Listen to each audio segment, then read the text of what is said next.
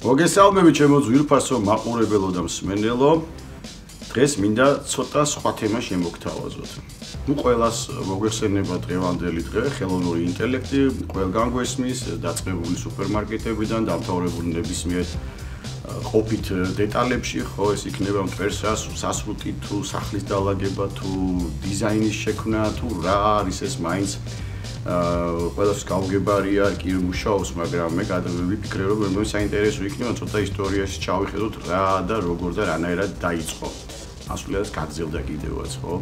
სამყაროში ყველაზე ამოუცნობი და რთული, არა მარტო ჩემი აზრით, არა და ამოუცნობი და მუდმივად განვითარებადი ეს არის ადამიანის ტვინი, რომელიც თქვენს თავშია განთავსებული სულის რეზიდენციასაც უწოდებენ ფილოსოფოსები სხვათა შორის. ამორთული ეს მექანიზმში არა მარტო ჩვენი ოცნებების დაბადების ადგილია, ხო? მანდ ოცნებოდ მათ ქმნით ჩვენს რეალობას. არამედ ის შეიძლება ითქვას, რომ კოსმოსური მასშტაბის სისტემაც კი არის, ხო? აი უკიდეგანოა მისი შესაძლებლობები და დავწმუნდები. მრავალი წლის განმავლობაში სამეცნიერო დონეზე ცდილობდნენ, რომ თქვა რბილად მის შესწავლას და ალბათ უფრო დაჰაყვას, ხო? და ეს ფაქტურად ან გამოსდიოდათ და არ ვიცით, ან გამოუვიდათ და შეიძლება იყოს რამოდენიმე კატასტროფაც მაგის ბრალი, რომელიც უკვე იყო, ეს ჩემი პირადი მოსაზრება გახლავთ და გრძელდება დღემდე, ხო? აი რა ხდება ახლა დღეს? ამ მიმართულებით, აი ტვინთან მუშაობის, ხო? ცდელობას შექმნა ტვინის შეუძლებელი აღმოჩნდა. ნუ ეს ვერავინ ვერ შეძლო, ხო? მარტო შემოქმნით შეუძლია, მაგრამ კლონირება ნამდვილად შესაძლებელი აღმოჩნდა ციფრულ სამყაროში. არა მეგობრებო, ეს არ არის სამეცნიერო ფანტასტიკა, არამედ ბლოკბასტერი, ეს დღევანდელი ჩვენი რეალობა არის, ხო? ეს არის ციფრული რეალობა, სადაც ბიოლოგია და ციფრული ტექნოლოგიები თითქმის შეწყვის დონეზე მივიდა უკვე, რა. მოდით ერთად გავეცნოთ სიღრმისეულად ხელოვნურ ინტელექტს. ანუ ხის, მე დავარქვი ხი, ყველა AI-ს ეძახის II და ასე შემდეგ და ჩვენურად წრეს ხი.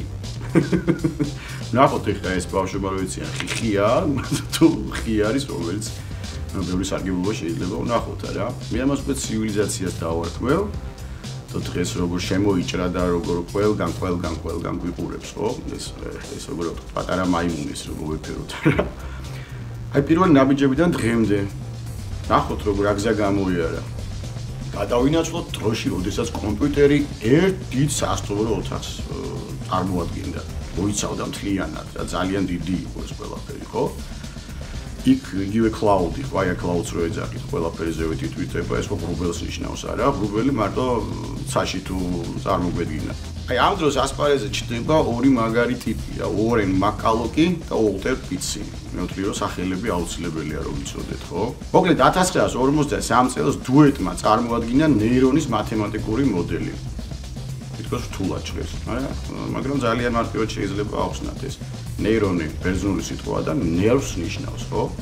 თავარი, მოდით ნახოთ როგორ არის აღწერა, სტრუქტურულ ფუნქციური ერთეული ნერვული ქსოვილისა, რომლისგანაც არის აგებული ადამიანისა და ცხოველების ნერვული სისტემა და რომელიც ინფორმაციის დამუშავებასა და გადაცემას უზრუნველყოფს ელექტრული და ქიმიური სიგნალების მეშვეობით. და ამ მოდელიდან შესაძლებელია ტვინი ურთიერთქმედებაში და კავშირში მყოფი ნეირონების თლიან უნიკალურ ქსელს წარმოადგენდეს.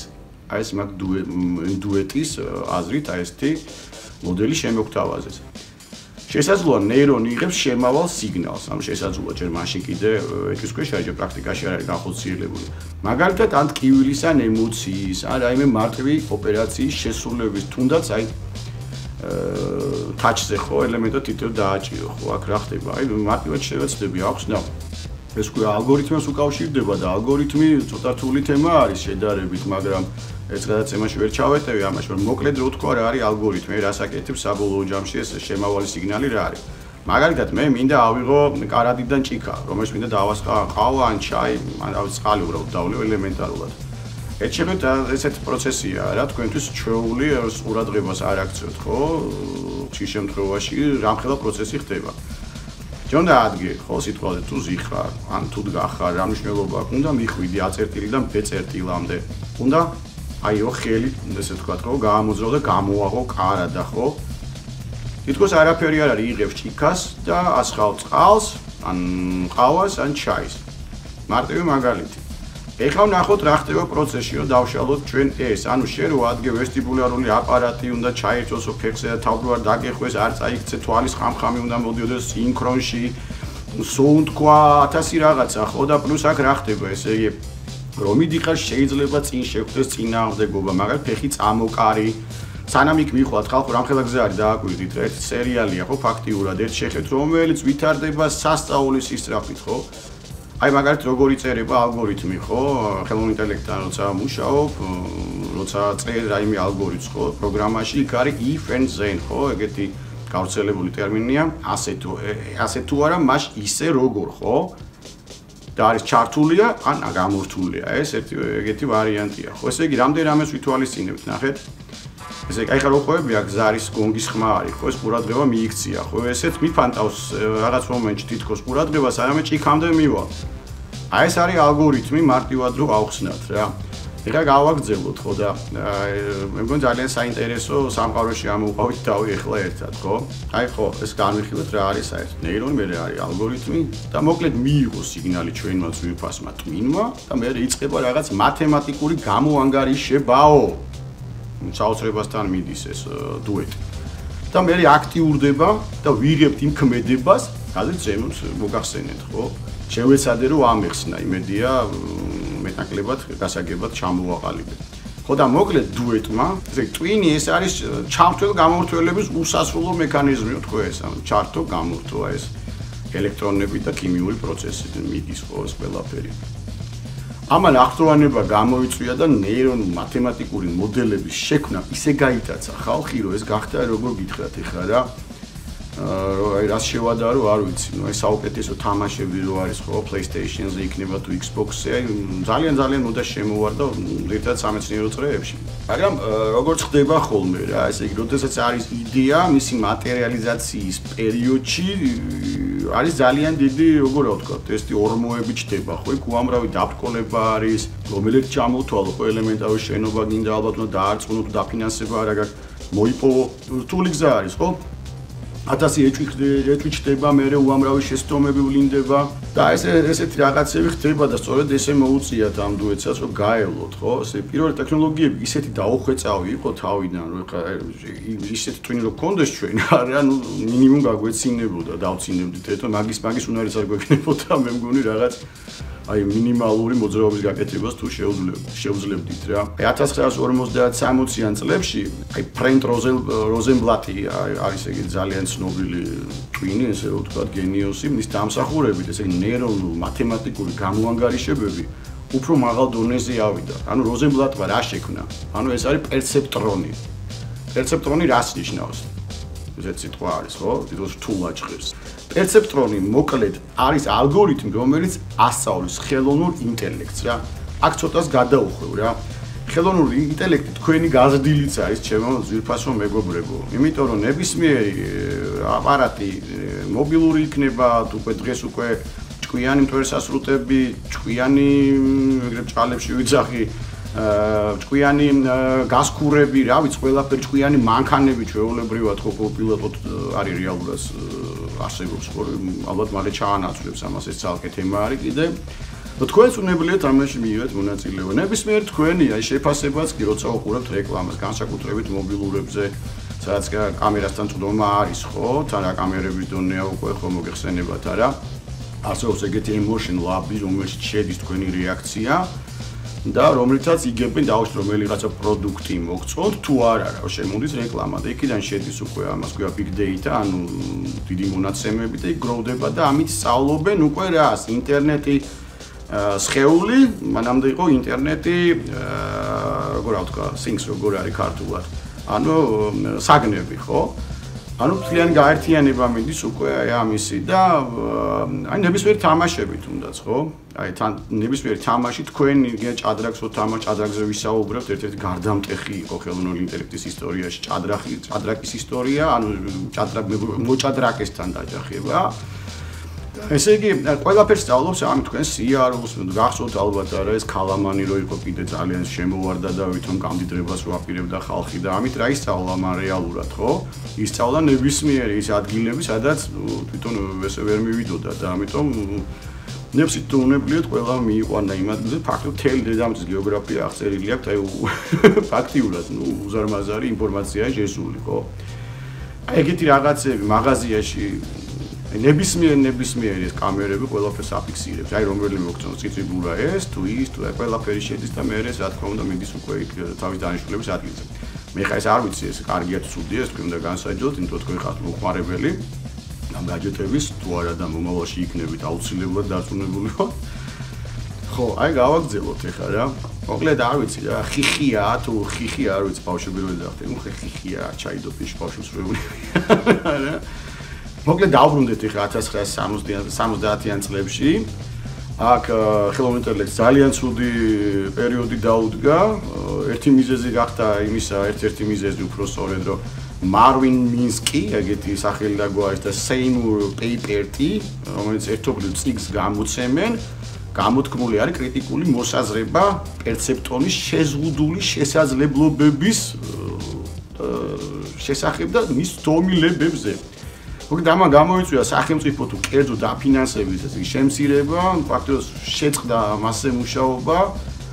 და მოკლედ გასაგებია ხო, რასთან გვაქვს საქმე, ესე იწყება, მე რა ვიღოთ დავშ ელექტრომანქანები, მე ვიღაცა ამას აჩერებს, მე ისევ გამოუშვებენ, ოღონდ დამახინჯებული საერთი რა ქვია, ფორმით ხო რეალურად ეგრე გამოდის, არა, ვიღაცა იგდებს ხოლმე ამას ხელში და უკვე სხვა მიმართულებით წარმართავს, არა, კაცობრიობის სასარგებლოდ, სამწუხაროდ არამედ მიდის, არ ვიცი, ფული მე მგონი ამ წრეს ნამდვილად არ აიწერესებს ფულს მაგათ ხელშია და ყველაფერი მე ესე მგონი აქ უფრო სხვა მიზნებზეა საუბარი ეს განსაჯელად თქვენთვის მომინდია ჩემო ზვირფასება.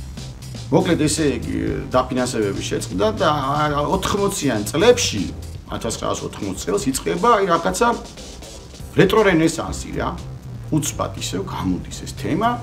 ჯეფრი შინტონი არის ეგეთი, დევიდ რუმელჰარტი, რონალდ უილიამსი, აი სამეული მოკლედ გამოვარდა, როგორ გითხრათ, ეს იყო ძალიან დიდი ნახტომი რა. ესე ხელოვნური ინტელექტი დაბრუნდა რა დიდ სცენაზე. სამეულმა გაითვალისწინა წინა შეცდომები, ნუ ასე ამბობს ოფიციალური მეცნიერება რა და გამოსწორებული ალგორითმი სოფლიო ხიტად იქცა, როგორც მუსიკაში ხო რაღაც ხიტი ხო წამოვიდა რეპში, გინდა როკში ხო, აი ესეთი გაისროლა ამ წრეებში ხო, ვისაც კომპიუტერთან ესეთი განსაკუთრებით ეხლა მაშინ საბჭოთა კავშირის დიდი ის იყო, ბეკა იყო ეგეთი კომპიუტერი და მაშინ სხვათა შორის წავიდა დიდი ომი საბჭოთა, ანუ თუ ავსტრები აქ პასკალი იყო, თუ ავსტრები დიდი ბოდი შეიძლება მეშლებოდეს, თუ შემეშალა და ხართ კომპეტენტური დამიწეროთ იქნებ. ეგით უკვე სხვა ის წავიდა ხო, თუ ავსტრები რამოდენიმე ენა იყო. მოკლედ ენას შორის დაიწყო, ანუ ალგორითმებს შორის ბრძოლა დაიწყო. ბეკა სხვათა შორის იყო ძალიან ჩამორჩენილი ჩემის აზრით კი. არ ვიცი, არ დასწავდა განვითარება, მაგრამ აი ეს უკვე Microsoft-ის უკვე მე შემდგომში შემოდის ეს IBM-ი უკვე ნუ სასწავლოს აკეთებენ უკვე. ძალიან დიდი მაშინ მიდიან და სხვათა შორის მე მახსოვს რომ საბჭოთა კავშირში შემოდიოდა ეს კომპიუტერები. ფაქტობრივად ყველაფერი მაინც გადასული იყო დასავლურ ტექნოლოგიებზე უკვე რა 80-იან წლებში განსაკუთრებით. გამოფენებიც ეწყობოდა კიდე ეგეთი ის იყო მახსოვს ინფორმატიკა ამერიკის შეერთებული შტატების ცხოვრებაში აი ესეთი იყო დიდუბეში საგამოფენო იმაში ძალიან საინტერესო ვითარდებოდა მაშინ ნამდვილად წარმოვიდგენდით თუ აი ამის მერე გვეგონა რომ რაღაცა უფრო ხავერდოვნად გადავიდოდით რაღაცებს მაგრამ ეს ძალკე ისტორიაა და ფაქტობრივად შეგვიძლია ვისაუბროთ. მოკლედ ესე იგი რა მოხდა რა რატო იქცა ხიტად ესე იგი ეს მეთოდი დაფუძნდა მრავალხმოვან ქსელურ ხელოვნური ინტელექტის სწავლებაზე. ანუ აუდიო ჩაემატა. მრავალხმიანით, ანუ უკვე ესე იგი სიტყვების, ანუ რა ხდება, ესე იგი აღქმა გადაყვანა მისი მათემატიკურ ფორმულაში და იმ სიტყვის როგორც ბრძანების მიღება, წადი მაგალითად, მოდი და ეს რაღაც გააკეთე, ხო? ეს არის ძალიან დიდი აღმოჩენა, დამეთანხმებით ალბათ არა. აი 90-იან წლებში უკვე ნამდვილი ბუმი იწყება. აი დიდი გარღვევა ხდება იან ლეკუნის ფრანგი წარმოშობის მეცნიერი გახლავთ, რომელმაც ესე იგი შექმნა რა კონვოლუციური ნეიროქსელების სახით რევოლუცია მოახდინა. ნუ რას ნიშნავს ახლა ეს? ნუ შეგეშინდებათ ამ სიტყვებით, მეგობრებო, ეს თქვენ შეგიძლიათ ნახოთ, ძალიან მარტივად შეგიძლიათ გაშიფროთ, მოძიება ადვილია. ესე იგი, ალბათ გაინტერესებთ ხო, როგორ ახერხებს Facebook-ი მაგალითად, ან Instagram-ი ავტომატურად ამოიცნოს სახეები, გამოსახულებაში, ხო? არ როგორ გაძლევთ საშუალებას Google-ი ხო ინტერნეტში მოძებნოთ მსგავსი ფოტოები მხოლოდ საკუთარი ფოტოს ატვირთვით. აი ეს არის რა ეს ფუნქციებია კომპიუტერული ხედვის განვითარებისათვის, რომელიც ხდება კონვოლუციური თული სიტყვაა და მეთანხმებით ნერვული ქსელებით. რეკონვოლუცია, ანუ ესე იგი რეკურენსიდან მოდის სიტყვა და ეს არის შექცევითი, ანუ რეკურენტული ნეიროქსელი გახლავთ ეს რა. აი რეკურენტული ნიშნავს, აი მარტივად გეტყვით, რაღაცა ქმედება იმან დაიმახსოვრა. ანუ შენ ერთხელ რომ მოხვედი ზუსტად 8 საათზე სახლში დაუშვა, შემოხვედი, გამოვაღე, მაცივარი, რაღაც ჩაიდინე, ის იმას იმახსოვრებს იმ ქმედებას. და იმ ქმედების შესაბამისად იღებს უკვე შემდგომ გამოანგარიშებას რა მოქმედებას მოიმოქმედებს მისი ობიექტი. ის ობიექტად უყურებს, დამერწმუნეთ რომ მას არც სიყვარული შეუძლია და არც ეგეთი რაღაცები, ეს არის ჩვეულებრივი მანქანა ამ შემთხვევაში. მაგიტომაც იყო ეგეთი გამოთქმა, ცოტა კი გამიგრძელდა სიტყვა რომ არაფრით არ უნდა ქონოდა ადამიანის ფორმა, ზუსტად იმ გამოხატულებით, რომ ემოცია შეიძლება ადამიანსა და მას შორის გამოიწვიოს უკვე ის გრძნობები, რომელიც შემდგომში ნამდვილად დამოუკველი შეიძლება გახდეს და ამის არის შვენიერი ფილმი ვნახე სხვათა შორის. ეს თემა ძალიან ვითარდება კინოში სხვათა შორის, ხო? მეტნაკლებად გამოსდით კარგი მეტნაკლებად არა, მაგრამ რა თქმა უნდა ამერიკელები ძალიან კარგად ახერხებენ ამას. აქ არის რომელი ერთი გავიხსენე, ესე იგი მიგულეთ თქვენ სამსახურში არის ერთი ეგეთი ფილმი, რომელზეც აი მაგ პრობლემაზეა საუბარი. ხო არის რაღაცები შეგიძლიათ მოიწვიოთ, მე შემიძლია დავდო და გირჩიოთ ხოლმე ეგეთი ფილმი, ძალიან მაინტერესებს. ხო, მოკლედ 90-იან წლებში მოხდა ეს უზარმაზარი გარღვევა. ხო, და უკვე მივიღეთ. აი თქვენ თუ გახსოვთ, ესე იგი მე Microsoft-ი ინტერესდება უკვე ამით და მინდა გავახსენოთ ჩემთაობას. პირველი ხელოვნური ინტელექტი გამოყენებული იქნა, რომელიც წლებში 91-12 წელს შემოვიდა ეს Microsoft Office-ი, როდესაც გაჩნდა, იქ იყო ეგეთი სკრეპი, ხო? კლიპი ერქვა ტიპი, ეგეთი ამოხტებოდა ხოლმე და რაღაცაში გეხმარებოდა მარტივ იმაში, ეხა Shift-ს დააჭირე და Control-ს და ეს კომბინაცია ამას მოგწევს. ალბათ ეს გახსოვთ რა, საინტერესო რაღაცები გავიარეთ უკვე. ესე ვთქვათ, მე თავს მაისტრი რომ ვარ აი ამ მივეკუთვნებიან კომპიუტერულ რეალობის თაობას, იმიტომ რომ პირველი მახსოვს მქონდა დაანადრე ჩამევარდა ხელში 92-11 წლებში ეს პირველი სათამაშო ისენი გამოთვლილ ტექნიკასთან მქონდა შეხება, მაინტერესებდა და მომეცა ამის საშუალება. ხო და გავაგრძელოთ ახლა ხო ესე იგი აი რა იყო ძალიან მთავარი 90-იან წლებში 1997 წელს მოხდა ეგეთი რაღაცა სოფლიო ჩემპიონი მრავალგზის ხო გარი კასპაროვი რა დაუჯდა იმას რა ქვია IBM-ის თვალსწრები როგორ ერქვა ესე იგი IBM-ის კომპიუტერი იყო მოკლედ გავიხსენებ ხა რა ერქვა ხო Deep Blues, ანუ რა ლუჯი, ну ეს ლუჯის თემა კიდე ცალკე რაღაცა, ეს მაგაზეს ვისაუბრებთ უკვე. მე ამ თემას არ შევეშვები, იმიტომ რომ სიმართლე გითხრათ, ჩემო პატარა მეგობრებმა წყალებში მომიჩიეს, რომ რაღაც ეს თემებიც გამეშალა, ხო? და მე ცოტა სხვანაირად ვიცოდი ეს ისტორია. მე ვიცი, არ ვიცი, რატომღაც ეს ვეღარ ვიპოვე. ხდება ხოლმე შეიძლება ჩემი ფანტაზიის უნარია, მაგრამ პირველად როცა დაჯდა გარი კასპაროვი კომპიუტერთან, გარი კასპაროვმა მოუგო. ეს მე ვიცი, ეთქობა არაოფიციალურად. აი მე მოხდა ეგეთი რაღაცა რომ მეორე შეხვედრის დროს კომპიუტერმა უკვე დაამარცხა. რატომ სწორედ აი ამ წეგან ზემოთ ხსენებული ამ მახსოვრობითი ანუ ქმედება ან დაიმახსოვრა რა შეიძლება და იქიდან გამოანგარიშებას აკეთებს სავარაუდოდ რა სხვას გააკეთებ. რატო ჭადრაკი აერჩიეს და მაგალითად რა ვიცი ამის სხვა თამაში. ხო სხვა თამაში Go არის ძალიან რთული თამაში. იაპონური თამაშია, ხო? ძალიან რთული, ბევრად მეტი კომბინაცია, ვიდრე ჭადრაკს. მასთანაც მოუწია შეხვედრა, იქაც პირველი იყო გამარჯვება კაცის გონების და მერე ისევ, აი მერე უკვე ამარცხებს. ხო, კიდე ერთ რაღაცას გავიხსენებ, აქ ძალიან საინტერესოა კომპიუტერის პრობლემა პროცესორს რა აქვს. აი, ბევრმა არის ის ოქრო რატო ძვირფასი, აი ვეკითხები ბევრს და ხო, იმიტომ რომ იშვიათი მეტალია.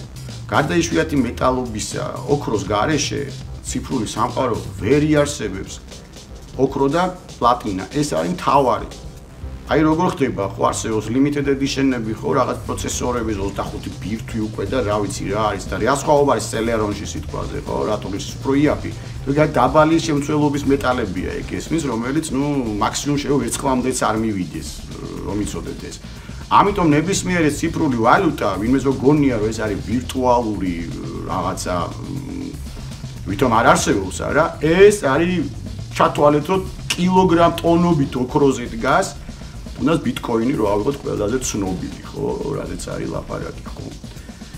გამიგზელდა მოკლედ სიტყვა, ესე იგი ჭადრაკში მოკლედ საბოლოო ჯამში დაამარცხა, ხო, და ამავე ას ვაგრძელებდი, რატო ახსენე ოქრო.